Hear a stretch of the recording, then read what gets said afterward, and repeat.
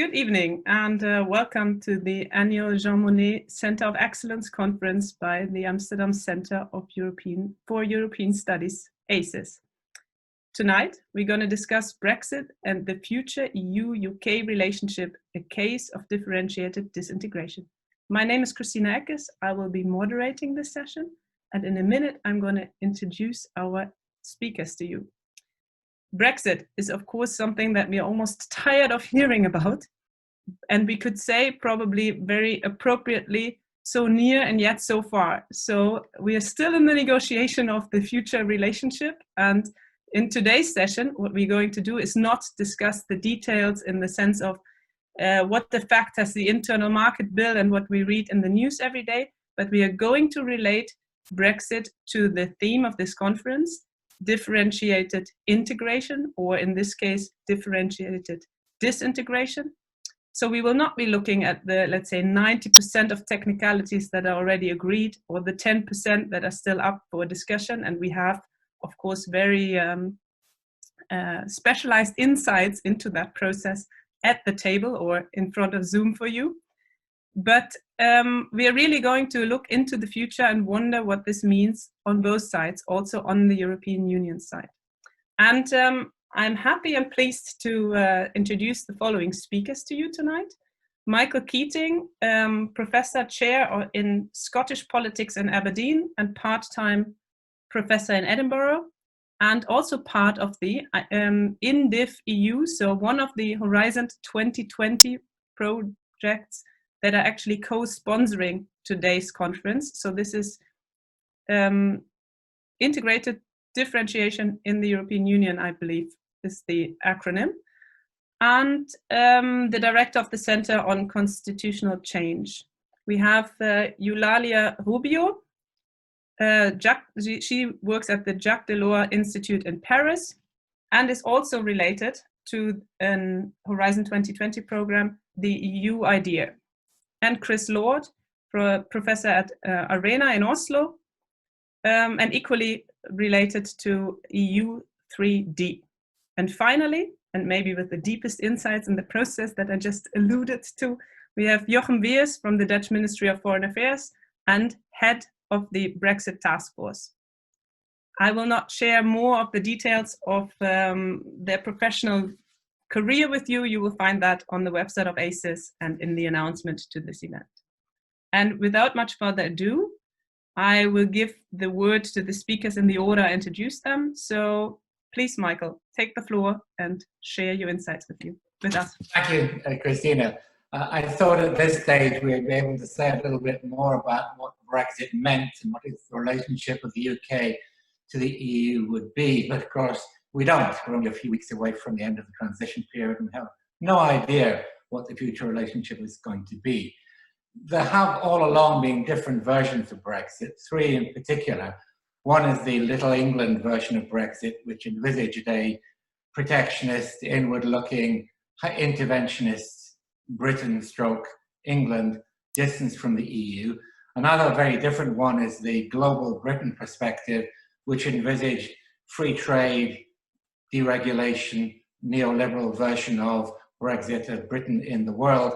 And the third version was the neo-European one, which basically was David Cameron's vision. We don't actually mind the economic aspects of Europe, but we just don't want the politics. Now, none of these three make a great deal of sense in themselves, but those were the perspectives that were being offered. What we've had in the last 4 years, and certainly since the general election of last year, is a tilt towards the Little England version rather than the Global Britain. That's largely disappeared, or the neo-European version, and linked to a extreme intransigence over the jurisdiction of the Court of Justice of the European Union, which is not a merely technical matter, because trying to get out of the tentacles of the reach of the Court of Justice means having very little to do with the European Union altogether. That seems to be where we are. We've got the odd spectacle at the moment that the sticking points are fisheries, whoever would have thought of that, and that a British Conservative government is demanding the right to be interventionist and to spend public money on subsidies to industry. That is not where we expected the British Conservatives to be, but that is exactly where they are. There are constitutional implications of this as well, which are interesting, which is what I've been looking at in my research project here in Edinburgh. The initial premise of Brexit was take back control or restore sovereignty, and initially it was framed as parliamentary sovereignty, Westminster sovereignty. Now, immediately after the referendum of 2016, that became popular sovereignty, to which Parliament was to be subjected. Since then, and again, particularly since the general election of last year, that has changed once again to executive dominance. It's really the dominance of the executive against Parliament. And indeed, there have been several clashes between Parliament and the executive, and recent moves are towards very strongly accentuated executive dominance against Parliament or against, indeed, public opinion. What I'm looking at particularly, again, within my project, within the project, is differentiation across the United Kingdom, whether there can be a differentiated Brexit across the various parts of the United Kingdom. This has become a major issue, particularly in relation to Ireland, but also more generally, because in the referendum, the UK as a whole voted by 52% to leave the European Union. It didn't vote for any particular form of Brexit, but it did vote to leave the European Union. But Scotland voted by 62% to remain, and Northern Ireland voted by 56% to remain. And this became an issue immediately afterwards, because nationalists in Scotland and in Northern Ireland claimed that this was a mandate to remain in the European Union, whatever that took. If this took secession from the United Kingdom, so be it. The idea is that the United Kingdom is not a unitary state. It is a union of nations. Their idea of the self-determination of those nations has been recognised both in Northern Ireland and in Scotland by British governments in recent years. And therefore, there must be a differentiated arrangement for the nations of the United Kingdom. Now, initially that issue didn't really engage the public, but recently it certainly has. And so for the last, well, since the beginning of this year, opinion polls in Scotland have shown a majority of Scots in favour of independence. One reason is Brexit. In fact, the principal reason is Brexit. They've shown support for Scottish independence and support for remaining in the European Union are aligning, which they didn't do terribly well before. And the Scotland is now divided politically between, on one side, Conservatives who are against independence and for Brexit, and nationalists who are for independence and against Brexit. And in Northern Ireland, there's been a shift as well, in that the nationalist stroke Catholic community, amongst that community, Irish unification and secession from the United Kingdom is the preferred option, which it wasn't for a good number of years before 2016. So Brexit then is accompanied by a prospect of fragmentation of the United Kingdom. And even if that doesn't happen, because that's extremely difficult, Scottish independence is an extremely difficult proposition because it would mean a hard border between Scotland and the rest of the United Kingdom, and it does more trade with the United Kingdom than with the European Union. So there's been a search for a differentiated Brexit with regard to Scotland, Northern Ireland, and possibly Wales, and possibly even parts of England as well. That was recognised in the withdrawal agreement in the Northern Ireland Protocol, which did provide for a differentiated Brexit for Northern Ireland. The Scottish government made similar proposals for Scotland, which were not entertained, but now it's been trying to pursue some kind of arrangement, some kind of dynamic alignment with the EU, pending the resolution of the broader Scottish question. The UK government didn't accept that. It is now resiled on the Northern Ireland Protocol.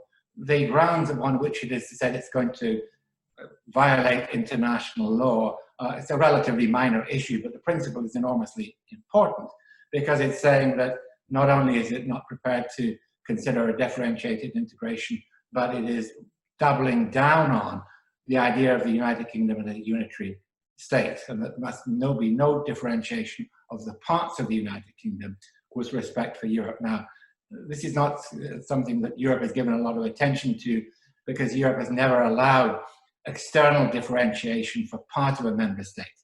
It's allowed differentiation for parts of member states, but not for parts of non-member states. But this is a very important issue, and it's not going to go away. Finally, we don't know what the relationship with of the UK to the EU is going to be. There's been a lot of talk about the Irish Protocol and the way the British government seems to be violating it. There's been a lot of talk about the trade deal, but almost nobody here in the United Kingdom is talking about the association agreement. It's talking about those elements in the withdrawal agreement that provided for some kind of overarching framework of the sort that the EU is trying to negotiate at present with Switzerland. But strangely enough, we just seem to have lost that altogether. So we've got a very messy arrangement now, and there may be some kind of compromise over fisheries and over state aid, but we've really got very little idea of what the broad relationship of the UK or the parts of the UK would be with Europe in the medium and long term.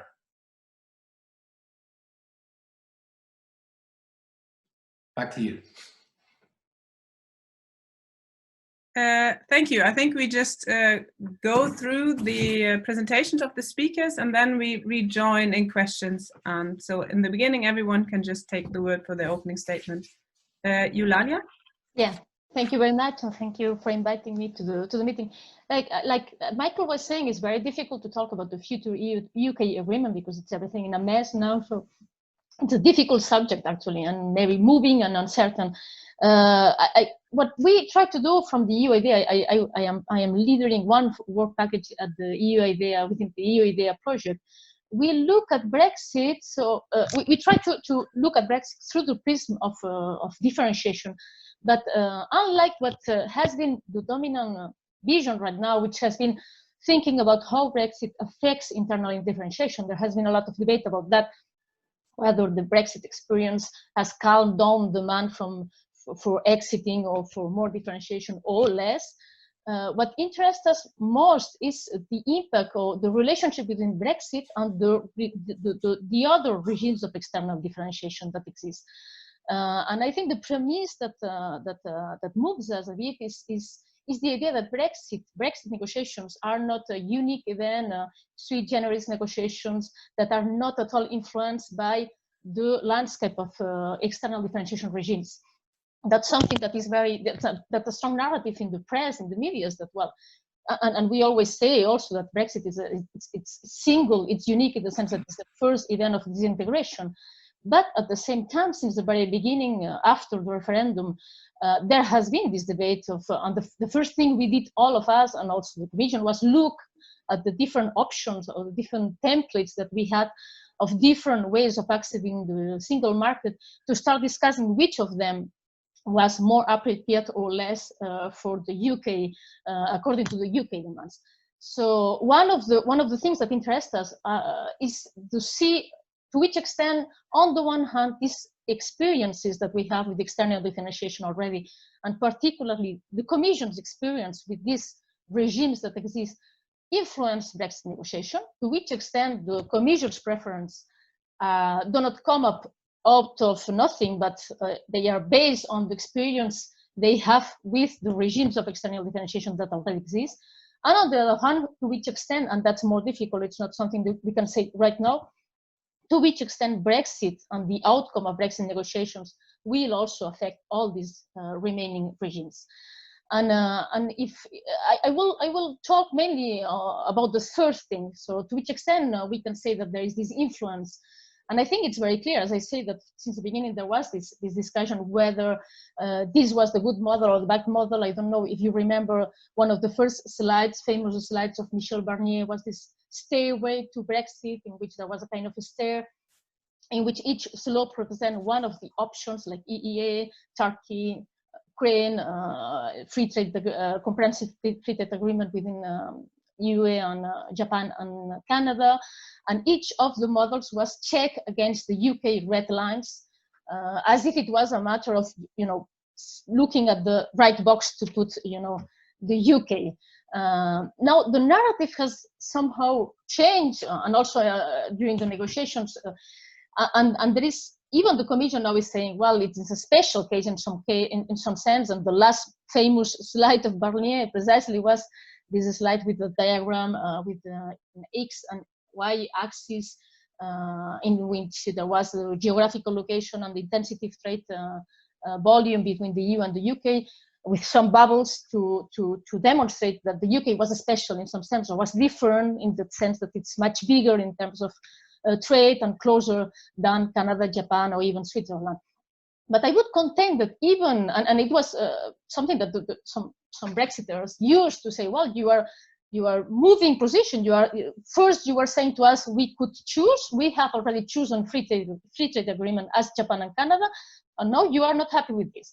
But I would contend that the EU position has always been coherent in the sense that there have always been some principles behind, based on the experience with the regimes that already exist, which have informed the EU position.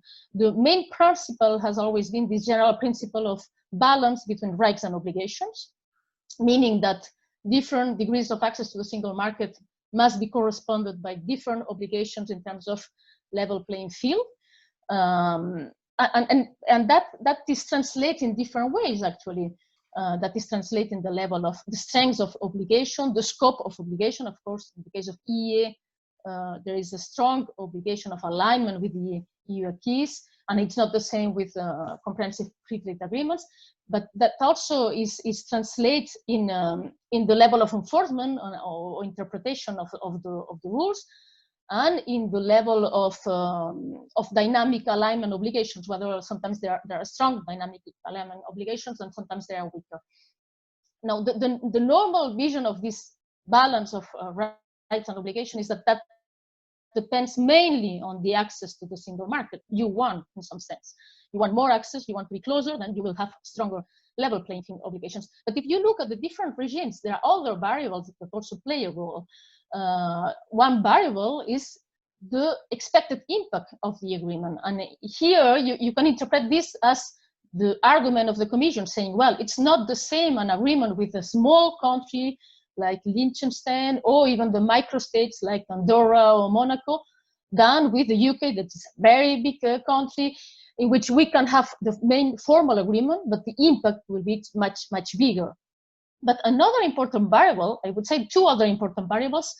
One important variable for me is also the endpoint we have in mind. It's different if we negotiate with a country in which we have we have an endpoint, or we have a promise or an expectation that we are going to move towards more convergence and in fine maybe accession to the EU, which is the case of many accession countries with which the EU has specific regimes of cooperation.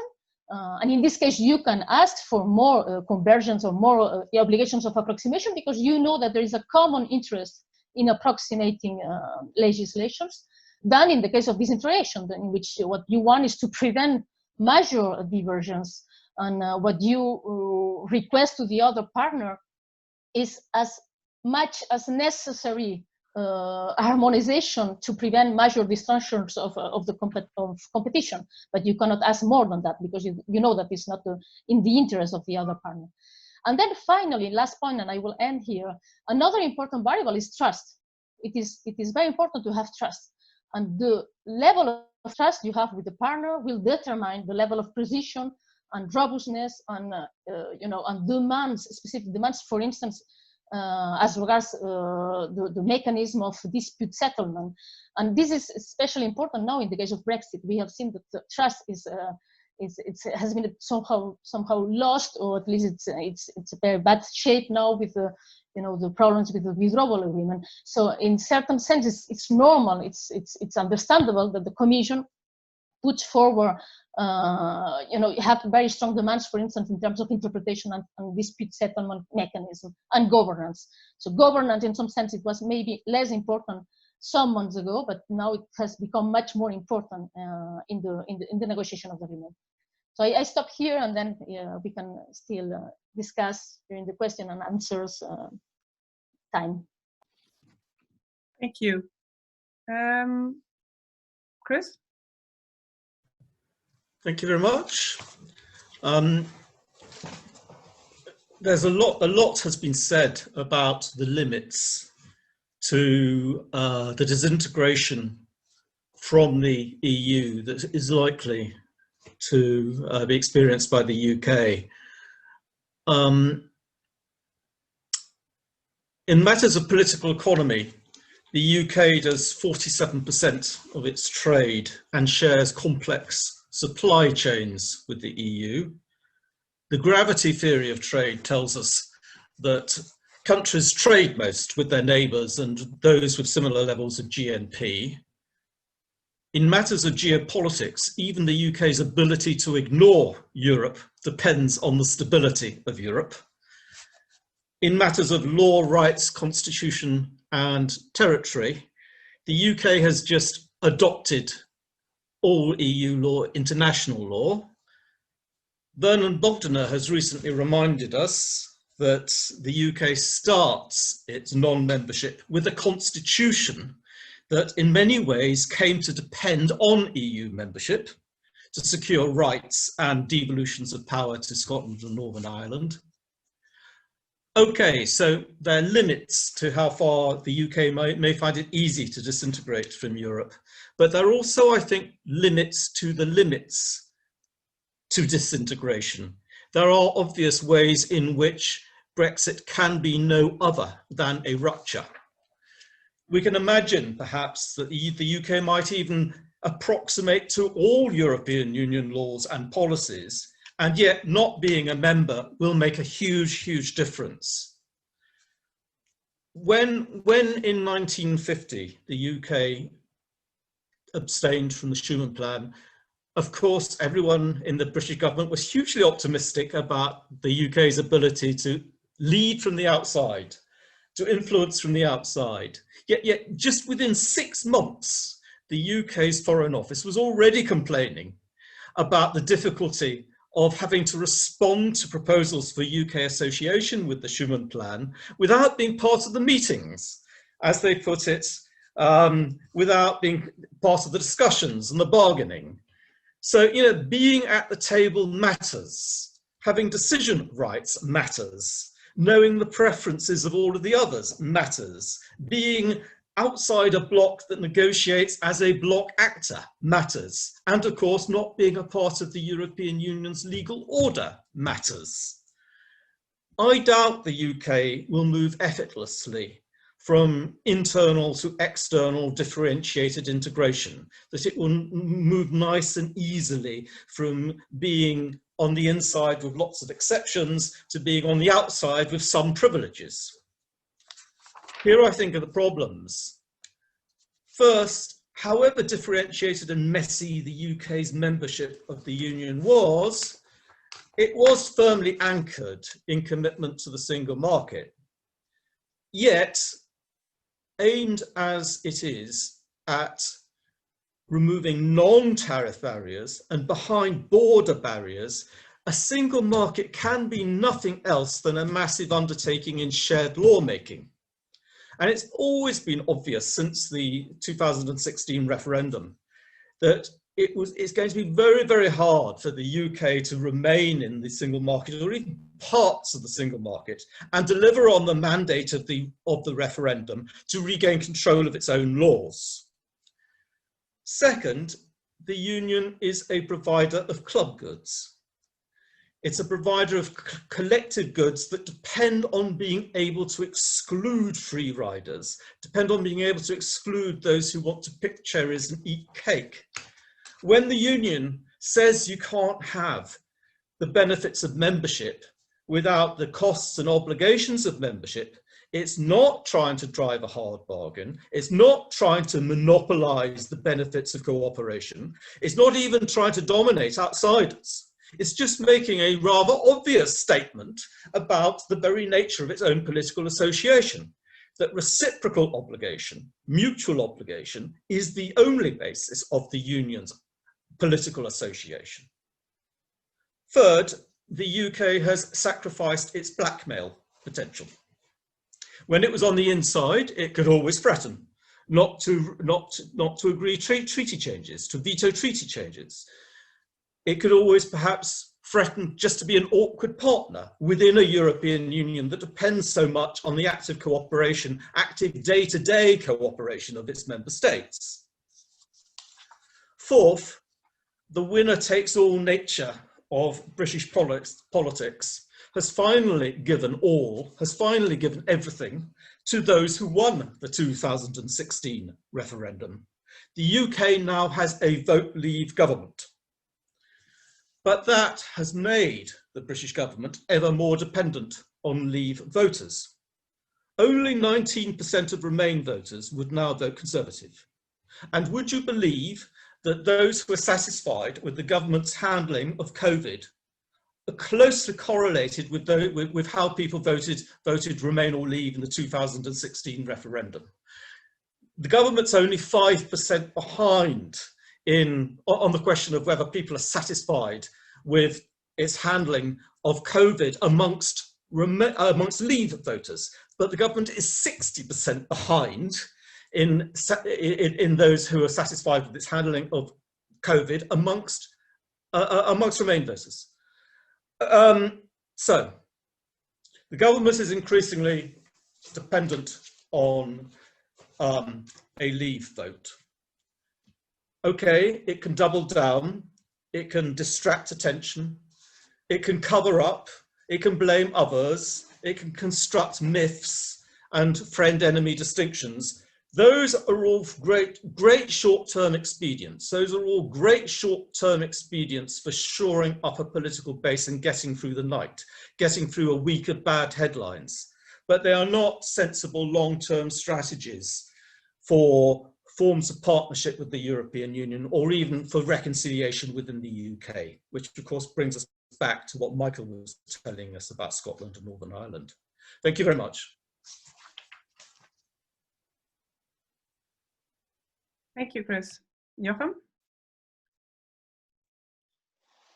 Yes, thanks very much, Christina, and also thanks to the others. It's a bit of a cliche to say that a lot has been said, but a lot has been said. So let me make a couple of remarks, perhaps from the perspective of someone who is relatively close to the negotiations. I think when I was looking at the topic for discussion for tonight's session, I was thinking perhaps the original idea to link this topic of differentiation to Brexit may have been born in the Theresa May era, because unlike the former British government, the current UK government basically pretends not to demand any tailor-made arrangements or even market access. Its mantra that we keep on hearing is we're only asking Canada or Japan, and we're asking nothing special. And this is really quite a contrast, of course, with the previous UK government, because I believe most of us still remember that there were really intense efforts by the previous government to indeed try to come up with something tailor-made and to keep some of the advantages of close market integration without having the disadvantages in terms of having to follow the exact rule book. This was the Chequers proposal, and there have been variations on that as well. But to stress again, the current government really is not into that kind of stuff anymore. And it keeps on saying, and also keeps on publicly saying, you know, all we're asking is a basic free trade agreement, and that's it. Now, in reality, at the negotiation table, they're actually asking a little bit more here and there than a standard free trade agreement. And to echo what Eulalia said, there is actually no such thing as a standard trade agreement for the EU. Every trade agreement is slightly or greatly different from the other one. But anyway, two examples of where the UK government is actually asking a lot more than a standard so-called free trade agreement is rules of origin and also professional qualifications. Now, so that being said, the ambition of the UK government now is no longer to keep as closely as possible to the EU single market and customs union without actually being part of it, which was the ambition of Theresa May. Now, as you all know, one of the big arguments that's still going on between the UK and the EU negotiators is that basically the EU says, okay, we're offering, also because we're in a time squeeze, we're offering complete duty-free, quota-free market access for all goods, no exceptions. This has not been offered in any other FTA by the EU. But the EU also has said actually from the very beginning that such an offer has to go together with binding and enforceable level playing field guarantees. We get a lot of questions as to why we demand more level playing field guarantees than, for instance, we're asking Japan or Canada. And the answer is simply that the UK is very, very close by. It's a relatively big market if you compare it to, for instance, Canada. There is the geographic proximity principle that you just mentioned, Chris. And let's not forget that operators from the UK are now in direct competition with EU operators. They know the EU market and they know its rules because the rules are the same. This is a really different starting point from operators in Japan or Canada or what have you. So to, long story short, the EU's position is well known. We say that competition, state aid have to be fair, labor, environmental and climate measures cannot be undercut. The UK government really fundamentally disagrees on that point and keeps arguing that it's not fair to go well beyond what we ever asked from countries like Canada and Japan. Now, to perhaps move on to another aspect of the negotiations that was also mentioned, I think, in the introduction. Participation by third countries in EU programs is already possible under certain conditions. And these conditions are simply set out in the EU rules. Here again, we see that the UK has ambitions vis-à-vis a couple of EU programs, but it also tries to seek a special position that is not enjoyed by other third countries. So there is at least an effort to find some sort of external differentiation, if you will, by the UK here. Well, I don't need to remind you all that the UK was never really interested in joining Schengen or EMU or the banking union. So I don't think in the economic and financial realm, I don't really see a lot of implications of the new EU-UK relationship for differentiated integration within the EU. And as far as differentiated integration within the EU is concerned, perhaps we could even venture that the departure of the UK has made differentiated integration a bit less easy to achieve. So there's perhaps more of an uniformation trend coming up in the EU after the UK is left.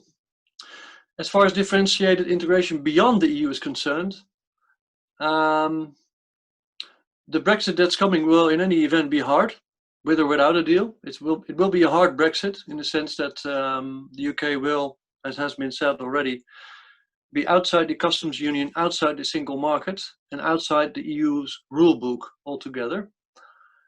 So this is really not a situation like we know with Norway, Switzerland, or even the Ukraine. That means actually that I'm not so sure whether we are looking at some sort of, model for new ways of differentiated external integration. I'm not so sure, but that's up for discussion, I guess. As was already elaborated on by Michael, we may expect implications for the other union. Northern Ireland and Scotland were mentioned.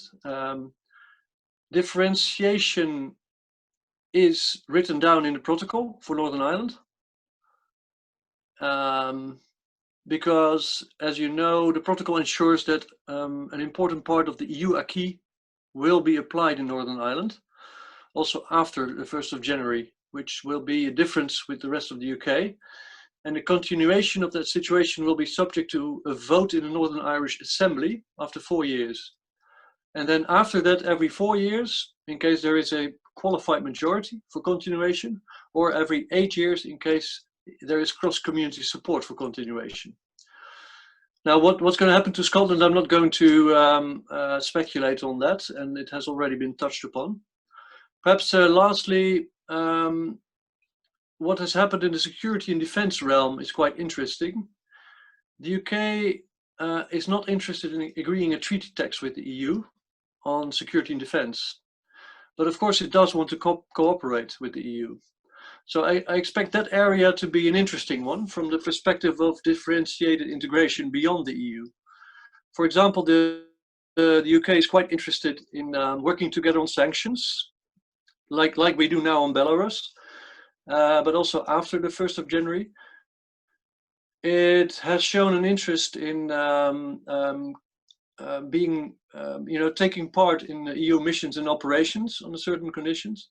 It will want to continue working closely together on counterterrorism, intelligence exchange, and cyber. The question that interests me a lot, but to which I really don't have an answer, is to what extent are the EU and the UK going to try and reshape and renew multilateralism once we enter this new relationship? I'm thinking of the COP in Glasgow that's already coming up next year. I'm thinking of the SDGs, the World Trade System, non-proliferation, etc., etc. There are actually a lot of reasons for close cooperation between us.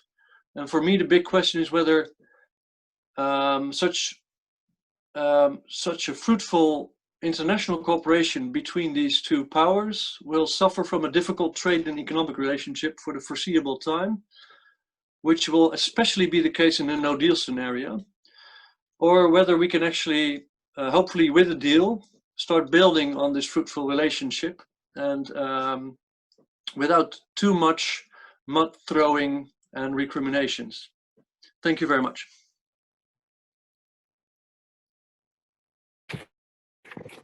Thank you, Jochem.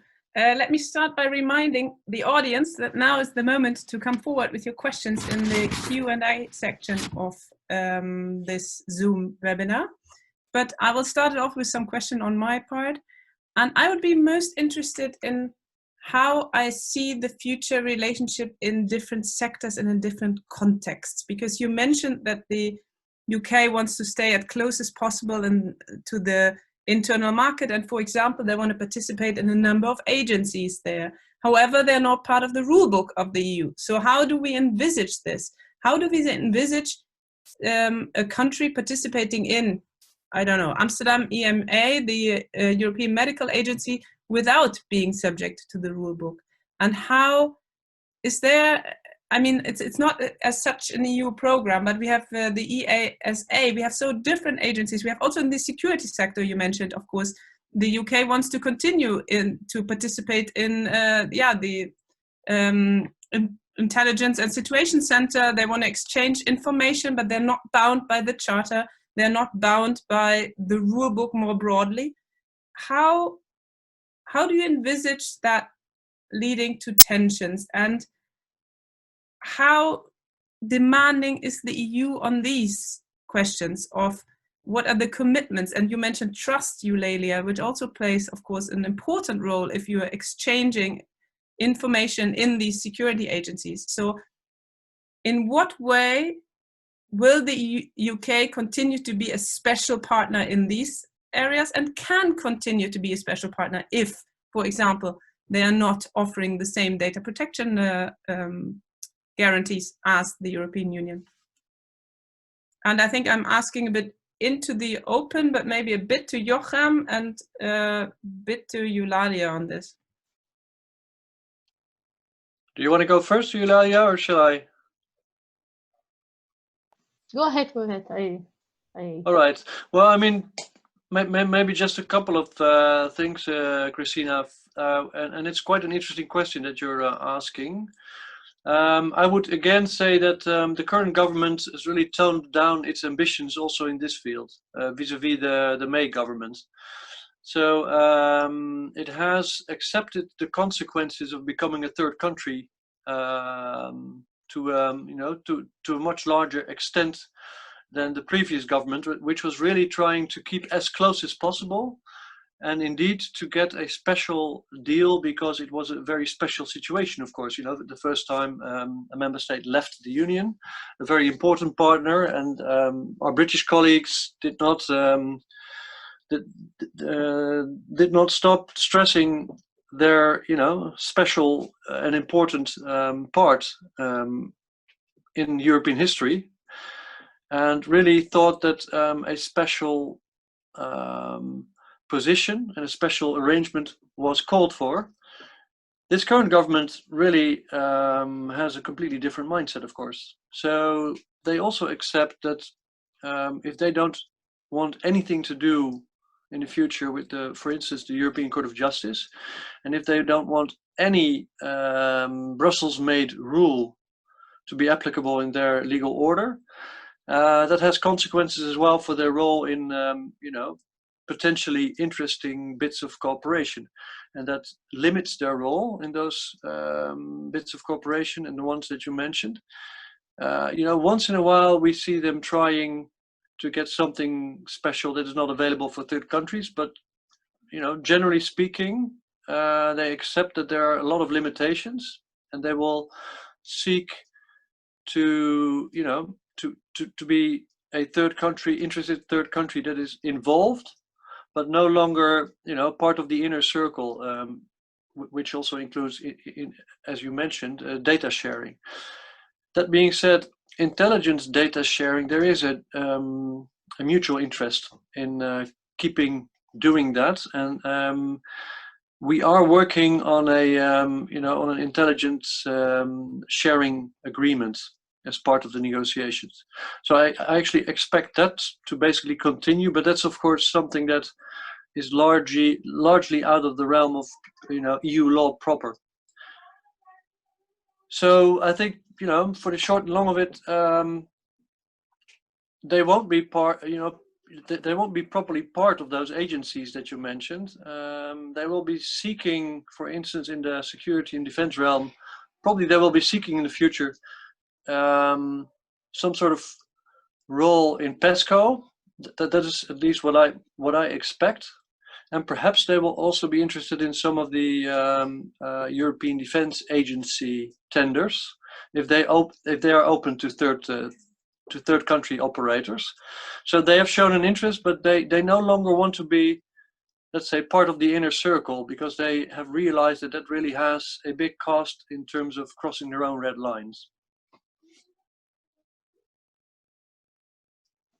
Yeah, on the question of what you say about the different domains, different participation in agencies, and at the same time, different from the core economic agreement on trade, I think this is a clear example of how the preferences of the EU on that are very much shaped by its experience with other regimes, and particularly with the case of Switzerland. We know that the EU is very much dissatisfied with the regime à la Suisse of different bilateral agreements in which somehow the Swiss government can really take advantage of the different. It's already very complex, and on top of that, it gives to the Swiss government the capacity to take profit of the different arrangements. And it's also very difficult to enforce and to control and to monitor. And I think that's one of the reasons that why also the EU is very much insisting on the need to have a comprehensive agreement and give some sort of umbrella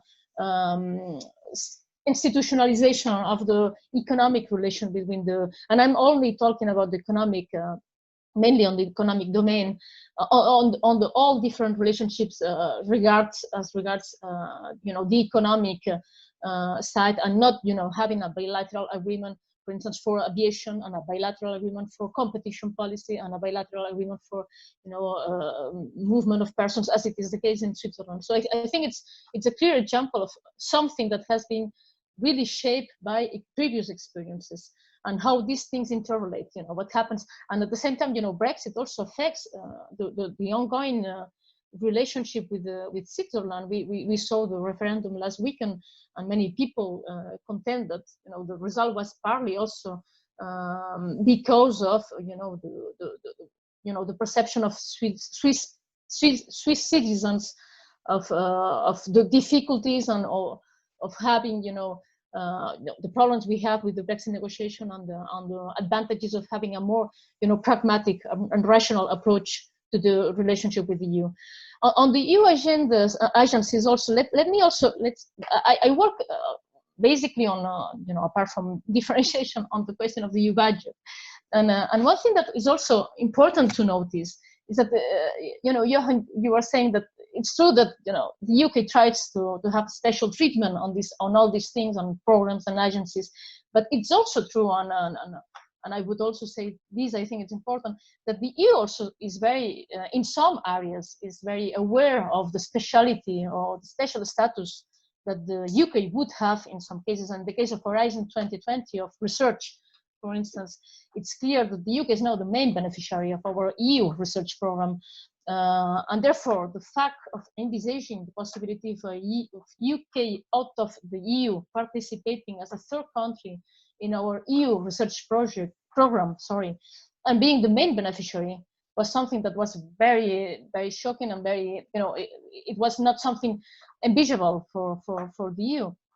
And that's why, for instance, in the multi-annual framework that we are going to negotiate, there is a specific recital or provision on that, saying, I don't remember exactly the wording, but saying something such as any participation of third country in one EU spending program has to guarantee a balance of benefits and contributions. In other words, it's a way of saying that the UK, if the UK ever participates in the research program, we will ask them, we will be forced to change the way of calculating the contribution of third countries to these programs, which was quite favorable to the UK. So it's also another example of how the next negotiation will have an influence also on the other external economic agreements we have with the countries, not only on trade but in other aspects. And let me also just the third point about the question, precisely the generic question of to which extent Brexit will force the EU to rethink the relationship with other partners, other third countries. And Johan was saying, rightly so, that it's true that the end point will probably be something very far from the EU, in the sense that it will be out of the single market, out of the Christian Union, and so on and so forth. But I would say that also depends on how we define external differentiation. The classic vision we have had so far, we tend to talk about external differentiated integration. And the assumption there, as I was saying before, is that most of these external regimes are with very close neighbors, which in the end, they are the first step towards further integration and eventually accession to the EU. But now we have a lot of, and now we are going towards a Brexit that will be close to these comprehensive trade agreements like Canada and Japan. And the other dynamic we have had the last decades is seeing these free trade agreements also changing in nature. They are no longer the classic trade agreements that only talk about pure trade things like tariffs, reductions on trade tariffs. Now there is a lot of component on these trade agreements, also about alignment and about level playing field, even if they are much weaker than the one that we asked to the UK. The Canada and the Japan agreements have some obligations of level playing field. So I think in this respect, if we take this broad approach and we talk about external differentiation in general, not in this narrow approach, only looking at the cases in which there is really integration somehow into the single market, but cases in which we ask some sort of approximation in regulations, then maybe yes, maybe the UK case serve the EU to be more aware of the need to put this type of obligations or level playing fields, or harmonizing this type of obligations, or this type of dispute settlement mechanism in current agreements and future agreements that's going to be negotiated. So I think there might be an effect in terms of harmonization and in terms of at least recognition that this is a very important aspect in the future.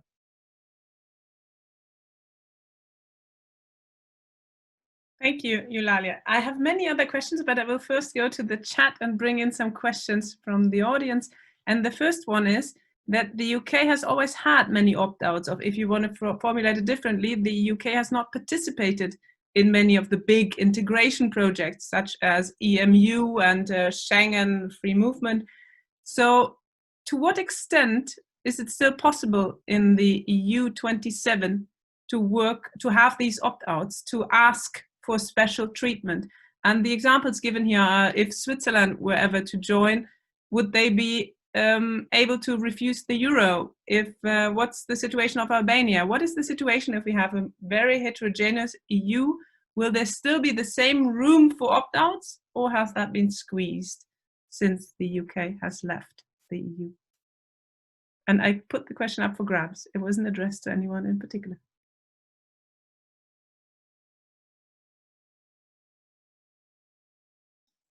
Well, can I come in? The general principle has been that opt-outs are for existing member states, but new member states have to accept the acquis.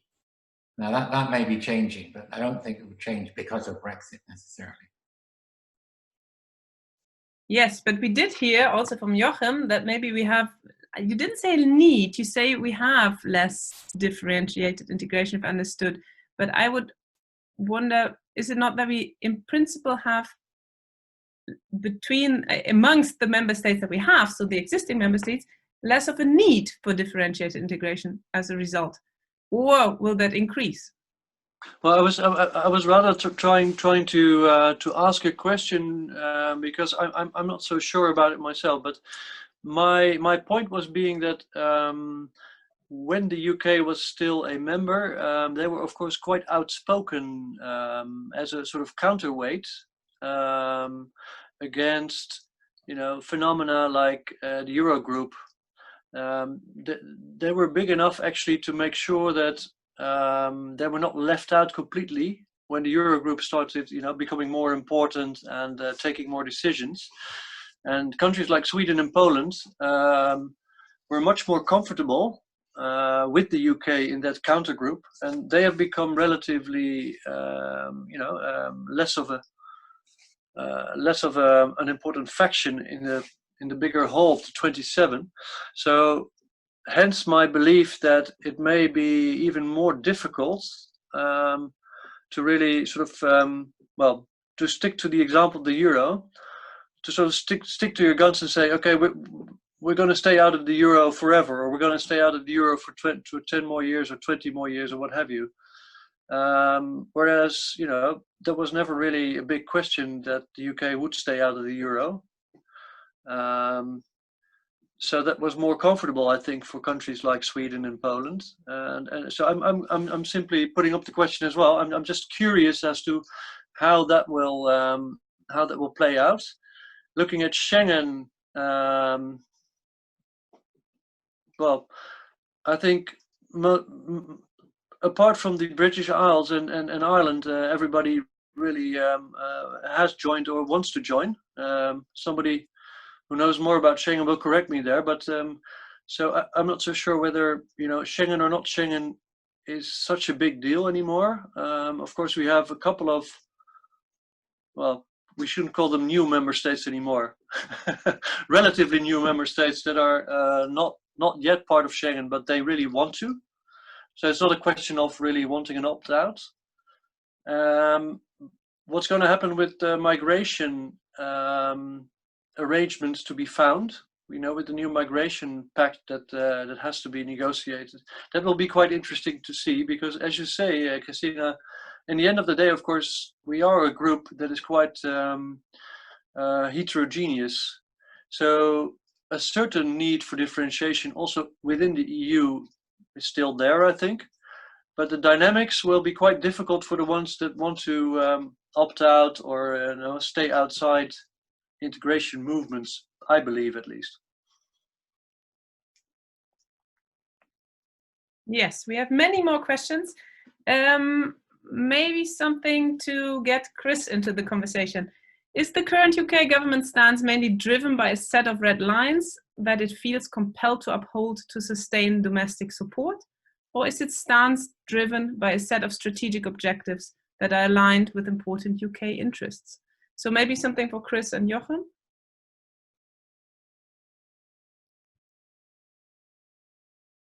Yes, okay. I mean, I think that there are both red lines that kind of reflect their need to maintain their existing support base and things that they sincerely believe about the UK's future relationship with the European Union. I mean, I think there's some fairly principled positions that they don't want to have the jurisdiction of the Court of Justice and so on and so forth. I mean, I'm not quite sure I would kind of classify it as national interest. It's more like the principled positions of this particular government.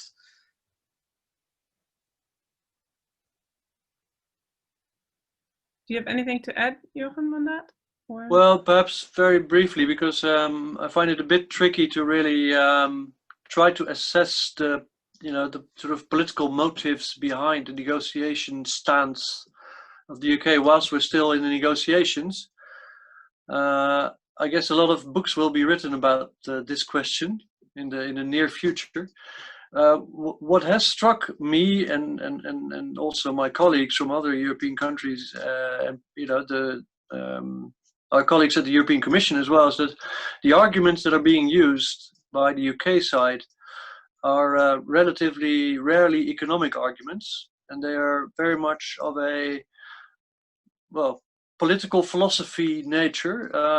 It's all about sovereignty in the end of the day. So you could say it's a particular reading of what sovereignty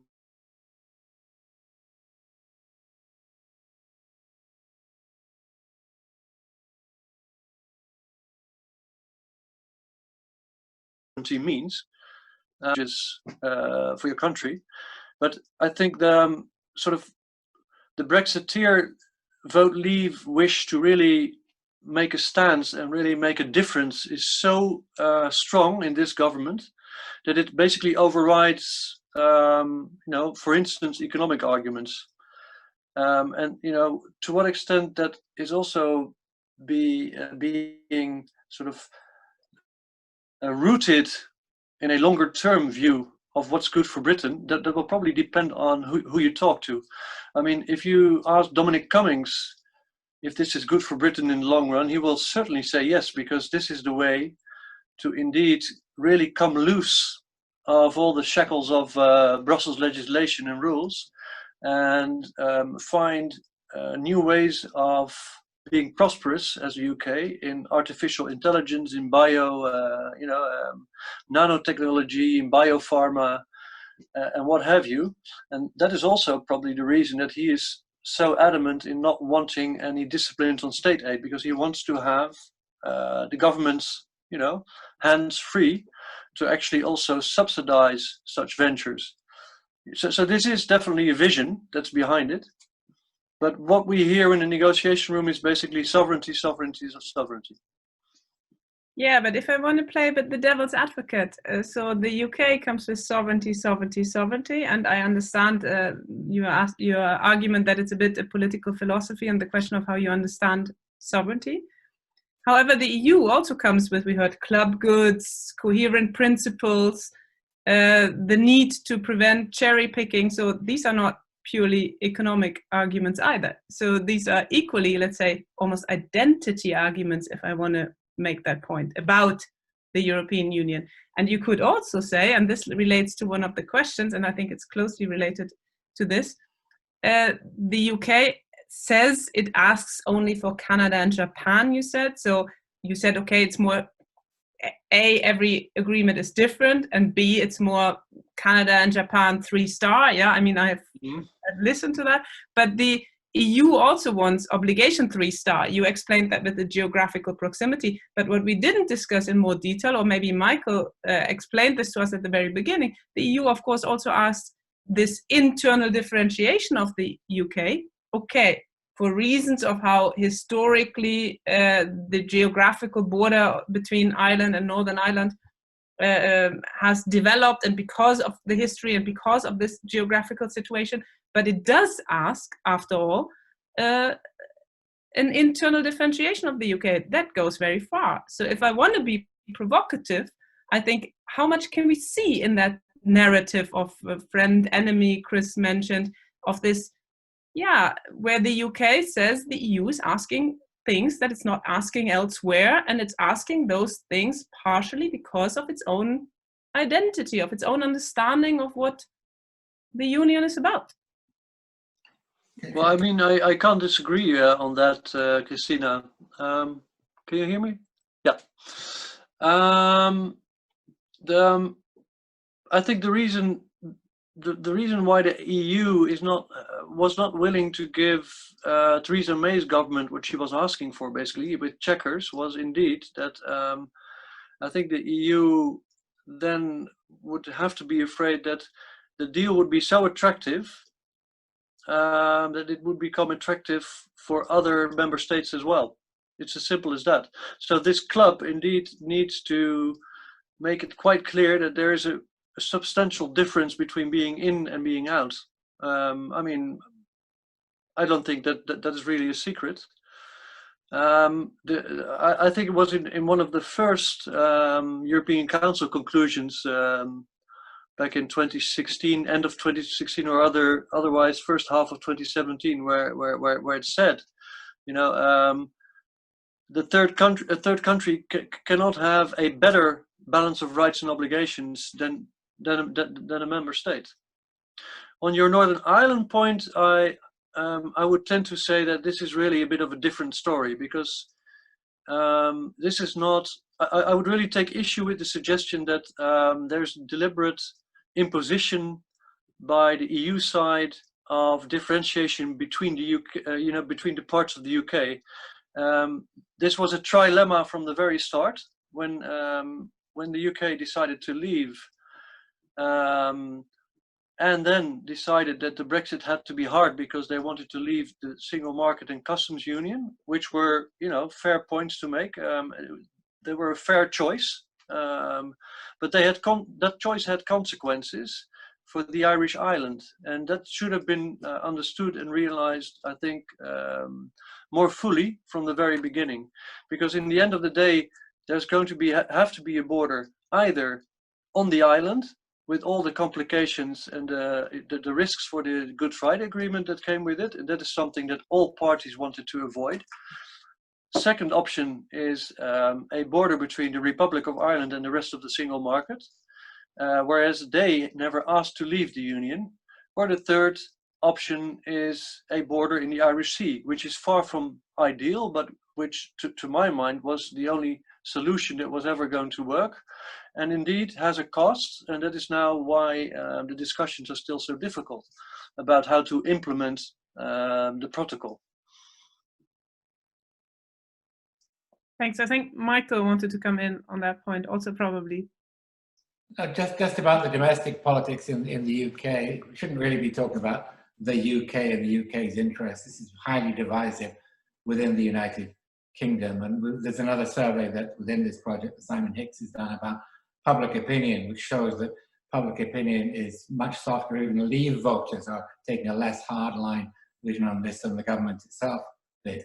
And in the period between the Brexit vote and last year's general election, there were open divisions between government departments with their institutional interests, the Treasury, Department of Business and so on, versus the Home Office, and within sections of the Conservative Party. They're still there, those differences. But it's just that since the election, the business community has been utterly marginalized. It's surprising to see a Conservative Party doing that. They're doing it. The Conservatives have got this idea that they've won all these Labour seats in working class areas, and that those voters are committed Brexiteers, therefore they got to deliver. That's also to do with the state aid issue as well, because they want to at least give the impression they're piling lots of money into those areas. Yet at the same time, they've got this idea about economic modernization and global free trade and so on. So there's really no coherent position at all. And policy, as far as I can see, is being made by one man, and that is not Boris Johnson. So you look at the domestic politics, we're in a very strange position here. It's a highly driven government, facilitated by the fact that it's got almost no parliamentary opposition, or hasn't until recently, and it emerged from a whole series of deadlocks with a parliamentary majority. All opposition forces to Brexit are absolutely exhausted and demobilized. So we're in this phase when they're on a high, and they think they can do anything, and they think they've got to do it very, very quickly. Otherwise, it won't be done. In that respect, they're probably right. So they're more interested in getting this done quickly than getting a proper deal, a deal that will work. Thank you. If no one wants to come in on that point, I bring in a completely new question or two from the audience related to military cooperation. The first one is rather short. So what's the EU position on the UK's participation in PESCO projects? And the second one related to that is, if EU military cooperation created outside the EU domain becomes successful, would not countries like France, who are proactive in that context, seek that cooperation rather than the internal EU cooperation that is partially characterized by great conflicts, such as the rule of law problems that we have, and countries blocking sanctions because of national interests? Both questions are open. I think they're a bit maybe directed again at Jochem, but if anyone else wants to come in first, feel free. No, can I address it to you, Jochem, then? I'm sorry, I did hear the question on PESCO, but I missed part of the second part of your question.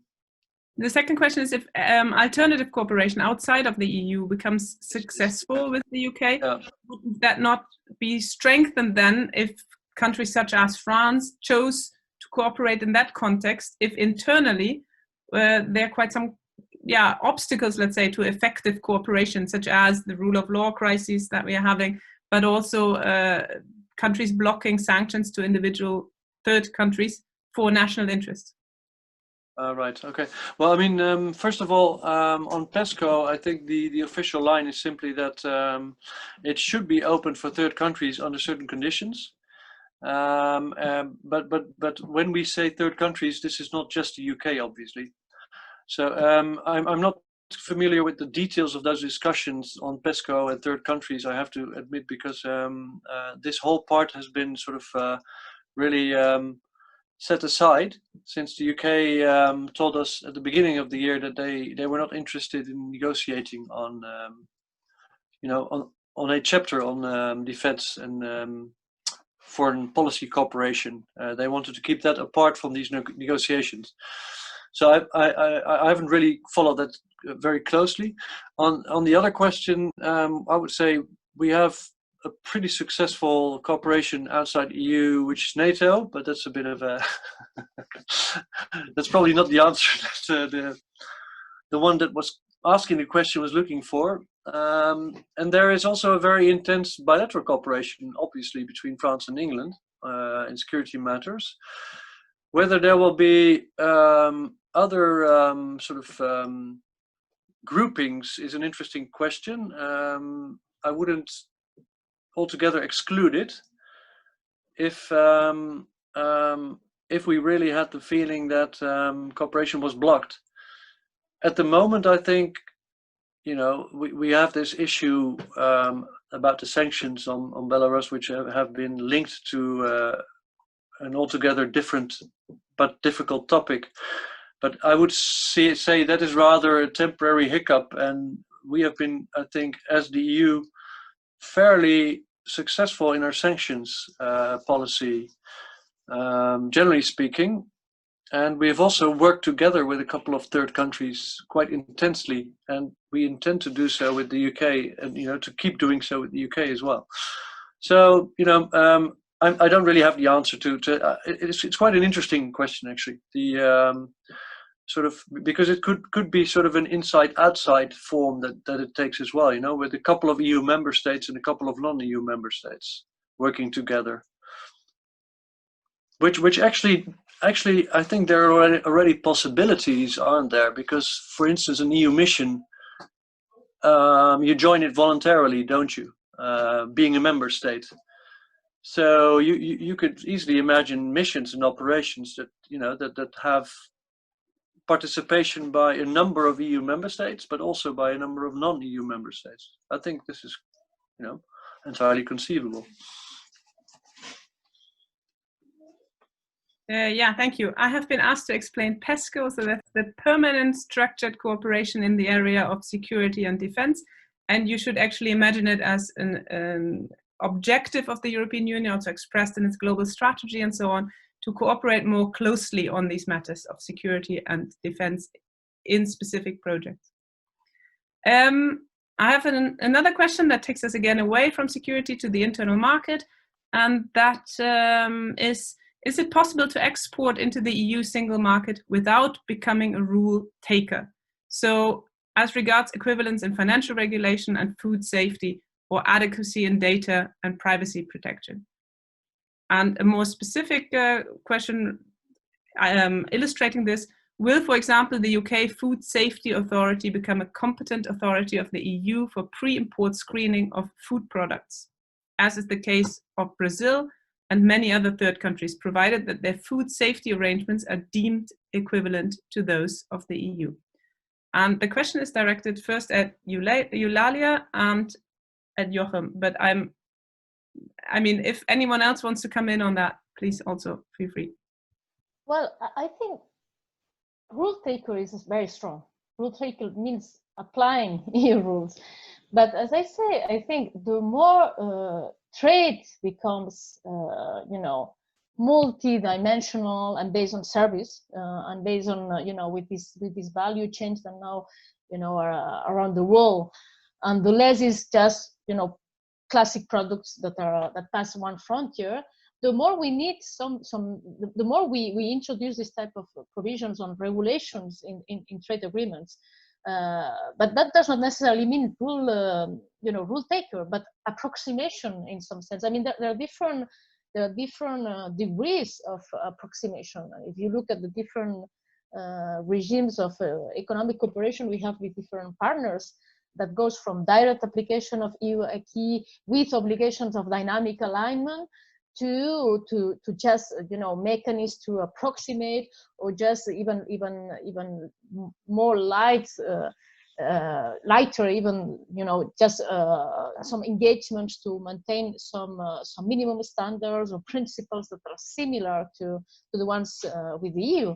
But I think that yes, if anytime there is an agreement that goes beyond the very basic trade in goods, you need these kind of things. And the case in point is with competition policy, that we see that in almost all agreements there's something on that. There is something. I mean, if you look at agreements, as I say, with Canada and Japan, there is some general engagement to maintain some, on subventions, certain standards. And if you look at the agreements with Ukraine, with Georgia, there is even more detail. Or with Turkey, there is. I mean, that's the other thing. I mean, the EU sometimes do not ask to have to replicate EU rules, but they ask something that is based on the same principle. And in the case of the single market, as a principle, we have a general philosophy on state intervention in the economy that is based on the idea that states cannot just give subventions as discretionarily driven by pure political motivations, but they have to follow some objective criteria based on market failures and these kind of things, and that there should be some independent agency or body in charge of enforcing. And these basic minimum requirements, you see more or less apply in all regimes and in countries in which there were no such type of regimes, like for instance in the case of Ukraine or Georgia or Turkey. With you see that the level of precision in the agreements is very detailed, and I think it's in the case of Ukraine that in the economic agreement it is asked to the partner to set up, to create an enforcement agency, an independent enforcement agency. So we arrive at this level of detail. And I would say that in cases in which there is no such level of detail, it's also because we presume that in these countries there is the same philosophy of state intervention, and that's the problem with the UK right now. That it's not only that they do not accept this strong demand that it was really very strong from the EU to adopt the same EU state regime, is that we don't still know what will replace this state regime. And right now in the UK, the only state regime is the EU one. So from January onwards, there will be not at all any state regime, any principle, any regulation, any independent agency enforcing rules. So that's the difference. It's different if you agree with another.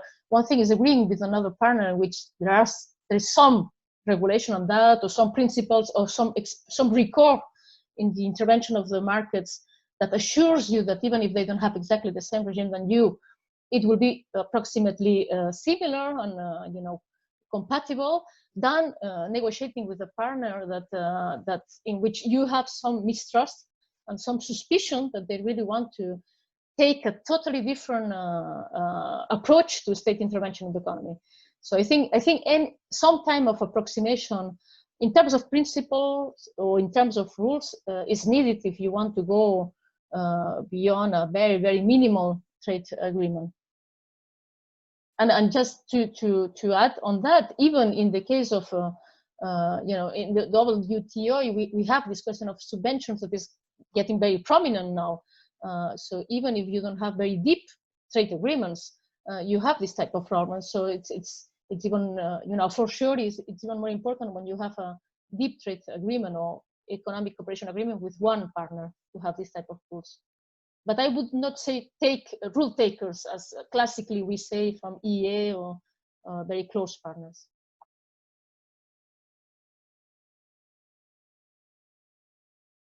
Do you want to add anything, Joachim, on this, or you? Well, perhaps really very briefly. First of all, mutual recognition of norms and standards, of course, that's the sort of deepest kind of integration between different blocks or different countries. This is something that is not on the cards, for the simple reason that indeed the UK is very clear that they do not want to apply EU norms and standards anymore. They don't want to be bound by that. And they would be interested in mutual recognition, basically saying we will recognize EU standards and the EU should recognize our standards, but that is difficult for the EU side to do because we don't know how the rule book is going to evolve. Moreover, there's very little time in this negotiation. It was actually the UK's decision not to prolong the negotiation period. And even if we had taken another half year, it would still have been extremely difficult to get to mutual recognition agreements like that. I think the question was rather on conformity assessment recognition, of each other's instances that check for conformity to EU rules, for instance. I think that is something that is more within grasp, but which would also probably take more time than the time that we have. So what I'm actually hoping, also being from a trading nation as you are, is that we do actually get to a deal, which would then also be a building block to look where we can indeed work on such arrangements on conformity assessment, because probably there's not enough time to really get to a lot of conformity assessment arrangements within the time frame that we have now. As it was being said before, it's going to be a pretty basic trade deal. So there will not be very much of that more sophisticated stuff in there. But what I hope is that we can have the openness and the trust afterwards to indeed build upon it and facilitate trade in this kind of ways. Thanks. Thank you. And I have a question that is more directed at Michael and Chris, and that is about the deeper implications of Brexit in internal domestic politics. And the question in, could Johnson and his government use Brexit to push for radical change? And the suggestions made are to facilitate voter realignment in favor of the Conservative Party by attracting the former Labour voting working class, pushing for fundamentally new economic vision, or moving constitutional principles from the parliamentary prerogatives towards a direct democracy or more populist processes. And yeah, I think that is very much directed at Chris and Michael, maybe in slightly different ways. So maybe in that order. Okay. I guess one thing the Conservatives are going to have to do is find some kind of a substitute for Brexit. You know, it's the main common factor of their support at the moment. And when the UK does exit completely and conclude after the transition period and conclude its future agreement, presumably the Brexit issue will disappear. So the government will have to find some kind of alternative support base. You know, this idea that it can get a realignment by trying to appeal to the northern towns, which were all voting Labour until this year, raises exactly the problem which Michael suggested. There's a kind of contradiction between the two different socio-economic bases of the Conservative Party. The people who want to do intervention and industrial subsidies and all of the rest of it. Then of course there's the traditional Conservative voter from the south who probably wants low taxation and free markets. So I think it's going to be a pretty difficult act for them to pull off, especially they're not going to have much to spend after they're completely blown the public finances in trying to cope with COVID. So those are my kind of random thoughts on that one. Yes, I'd agree with what Chris has said. There's a lot of evidence now that Remain Leave is becoming the main cleavage in politics, that it's even becoming an identity issue because it seems to align with other kinds of identity issues. It does correlate with other things too. There's a certain class element in it, but it's been much exaggerated. But it does align with some other social values, with social conservatism. It aligns remarkably with feeling English and not British. It doesn't work in Scotland or Wales, but in England it does. And so it is the basis for some kind of national English populism, not British populism, but English populism, whether that's solid enough in the long term.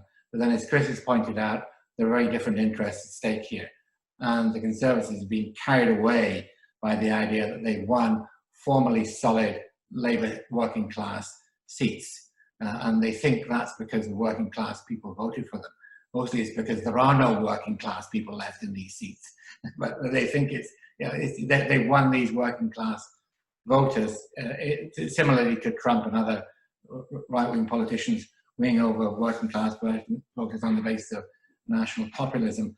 But that's not the Conservative Party. It's never been like that. It has now won that vote from the populist parties, the UKIP and so on. They've disappeared. The Conservatives have won that vote. There's not much more to be won there, and Labour will get some of that vote back. But meanwhile, there are voters in the so-called home counties in the south of England who are getting upset about this. They're getting upset about a lot of things, including environmental issues and high-speed trains coming through their neighbourhoods and so on. They don't like the idea of regional policy and pouring money into these red wall seats, and they're a larger part of the Conservative base. And then there's the whole question about where the Conservatives stand on economic interventionism, because there's still a Thatcherite legacy there, a neoliberal legacy there, but that is accompanied by this sporadic kind of interventionism. It's not a comprehensive interventionist strategy. It's more a sporadic intervention. It's clever ideas to do this and that with the public sector, but it's not, doesn't amount to any kind of philosophy that would correspond to the pre-Thatcherite conservatism, which had a social dimension to it. So clearly, that's what the Conservatives think they can do. They can get a realignment on the basis of this, but it's going to be extremely difficult, especially if the Labour Party manages to revive itself. And there are a lot of signs that under the new leadership, it is actually doing that.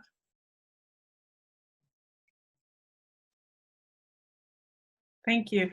And I think our last question is actually a question I think that suits very well this role of the last question. Is not so much about the short-term future. So what are we agreeing until the end of this year, if we are agreeing anything, and what are the wishes of both parties, but the long-term future. So the question, whatever settlement we have on the 1st of January, or between now and then, whether there's no deal, whether there's a very hard Brexit, is it likely to prove stable? So what will be the development of that relationship from then on, seeing the interdependencies and the proximity between the EU and the UK?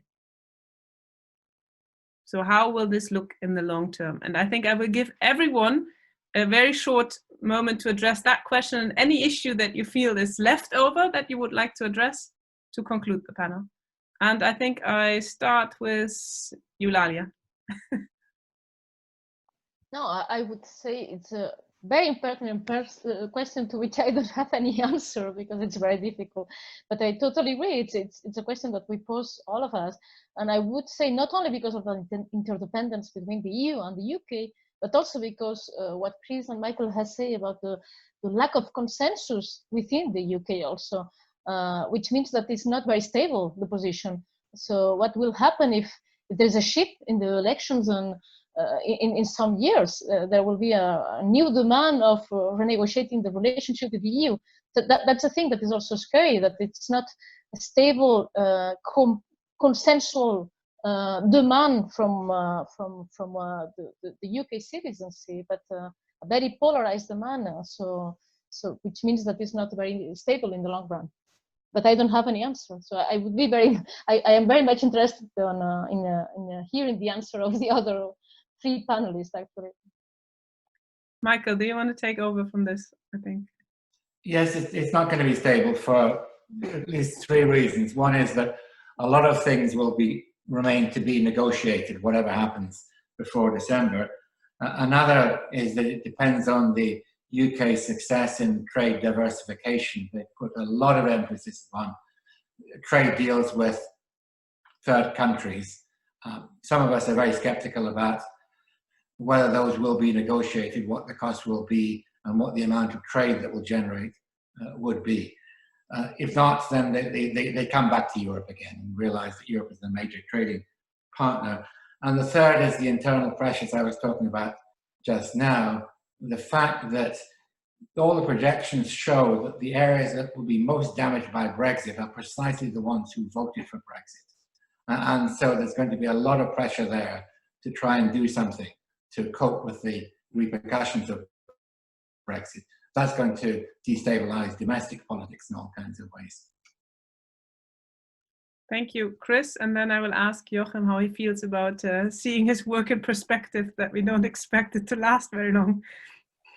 I still think that there is no stable majority within the UK for any one approach to Brexit.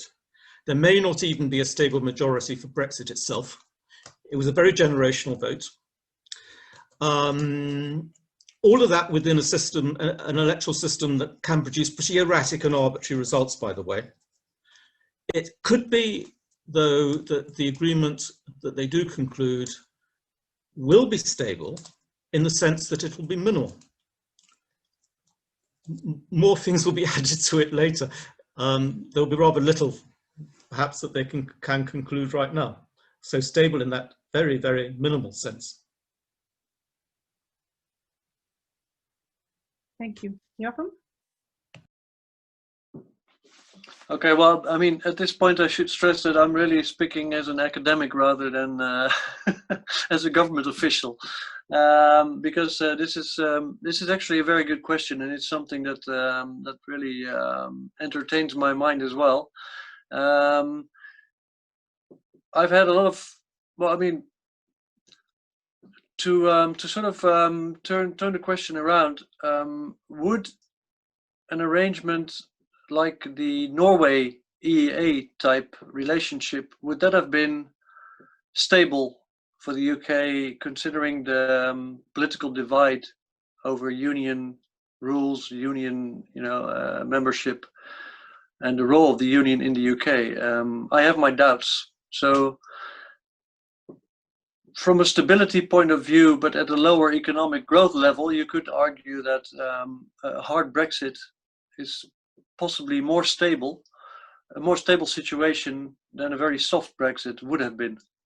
But of course, that's really crystal ball stuff, because we will never have the counterfactual. Do I really see the EU issue to remain, really top of the list in political issues over the next 5 or 10 years? Not necessarily, I would think. I really think this is, I don't know exactly what you meant by a generational vote, but I would say that EU membership as such, I don't see it coming back to the forefront as a real option anytime soon after what has happened in the UK. But maybe I will be proven wrong, maybe there will be a majority for sort of moderate Labour with the Lib Dems at some point, and they will put it back on the agenda. I just don't really see it happening easily. An interesting question, of course, is whether a softer version might be propagated by such an alliance that I just mentioned, a Norway type relationship, or even a customs union. I think that's quite interesting, but I would rather say that the most probable scenario is that we have either no deal, which will be a very difficult situation because of the trust issue, or indeed a fairly basic deal. But I should come back to something that was said at the very beginning. We don't know what's happening at all the other tables, but of course you do know what topics are being discussed, so you can have a broad feeling of how broad actually the agreement is that we are striving for still. This will be on fisheries too, and on aviation, and on road transport, and on social security coordination, on internal security, exchange of data between police and justice institutions, for instance, participation in programs and what have you. So it is actually a very wide agreement. The trade agreement will not be very deep. That is basically what we're looking at. So again, my hope is that it will be stable in that sense, that we can have a solid building block, and that we can build on that relationship on the basis of such an agreement, and perhaps hopefully also build on it in terms of more commitments. But that will be very gradual. And again, I don't really see membership coming really top of the British agenda anymore. But I'm very curious to know how you people see that.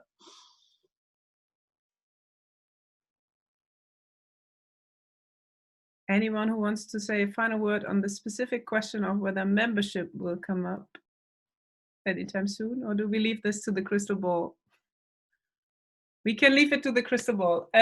Well, soon enough we will see what we have agreed until 2021, and I think the longer future we will all experience, and maybe we have again an opportunity to discuss it then in the panel here. So what remains for me is to thank you very much for your participation in the panel, to thank the audience for their questions and their interactions, and of course to thank the Amsterdam Center for European Studies, ACES, to organize this, and all which happened in cooperation with the Horizon 2020 project integrating diversity in the EU. Many thanks.